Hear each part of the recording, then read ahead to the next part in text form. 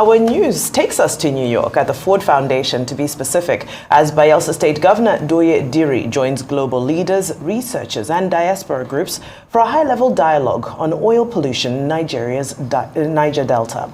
The program, part of the Unga week, carries the theme Make the Polluter Pay, Environmental Genocide and Just Energy Transition. Jemima Boloko reports.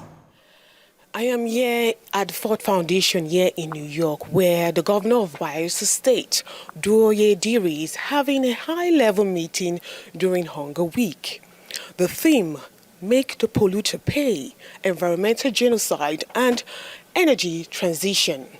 The focus, shining the spotlight on Nigeria's oil pollution in the Niger Delta. The convening is hosted by the Overseas Development Institute, ODI Global, alongside the Health of Mother Earth Foundation and Social Action International. With support from the Ford Foundation, it draws international agencies, philanthropies, researchers, investors, and diaspora representatives. At the heart of the discussion is the Bayelsa State Oil and Environmental Commission's report, An Environmental Genocide, the document which details decades of oil spill and environmental destruction, was first submitted to President Bola Tinubu before being spotlighted here at the United Nations. It is with profound gratitude that I stand before you here today, representing the good people of Bayelsa State with my team, who have borne the good side of it and the very bad and worse side of oil exploration, exploitation in Nigeria. Community reports rising cases of cancer, respiratory illness, reproductive health problems, and premature deaths linked to decades of oil spill and gas flares. Today, we have a document that everybody is speaking to. Today, the world is gathered, and we are now coming up as partners of progress in ensuring that our people will not continue to die, in ensuring that our environment will not continue to be polluted, and more importantly, to hold those responsible for polluting the environment. International partners echo that message.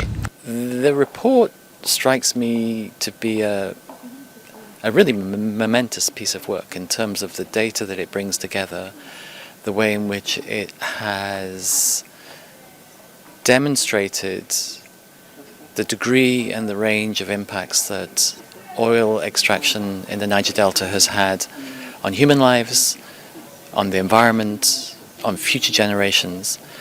Governor Diri also calls for urgent relief in affected communities and insists that youth and women remain central in a just energy transition.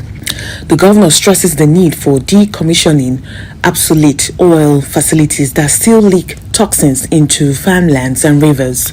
He warns that abandoned pipelines and rigs continue to pose grave risks unless dismantled responsibly. And so from 1959, when oil was first struck, up until now, virtually all the oil wells that are said to be unproducing are still not decommissioned. He also points a bill before Nigeria's National Assembly designed to strengthen environmental accountability and compel oil firms to clean up polluted sites. We looked at this report, and the areas that it affected us as a state government has to do majorly with the agency. And as we speak, there is already a bill before the Bayelsa State House of Assembly. On development, the governor announces Bayelsa's investment in a 60-megawatt gas turbine to guarantee uninterrupted electricity supply. But, we had to take our destiny into our hands, and we have procured a 60 megawatts gas turbine because we have gas in excess in Bayelsa. And so the work is going on installing the 60 megawatts gas turbine, which will supply electricity to Bayelsa. And we are going to move off the national grid that is collapsing every other time. To mention that, but pollution has really affected women in the Niger Delta. It has destroyed livelihood, it has health implications, it has environmental cost, and moreover, land is taken away from the women because it is the women that carry out subsistence farming. That this is a critical moment to do something because it's going to take a long time to restore the environment. And we got experts speaking, the governor has spoken, and we're very elated that the governor has promised that the bill, there's a bill ongoing in the Bayelsa State House of Assembly that would actually give teeth to set the stage for action to be taken to operationalize the recommendations in the report. And gas firms are also in denial as to how much they have polluted the environment. So occasions like this help to tell the world that so much pollution is there, people's livelihoods have been affected, and people are dying. You can imagine when the average life expectancy in Nigeria is 54, that in the Niger Delta is 40.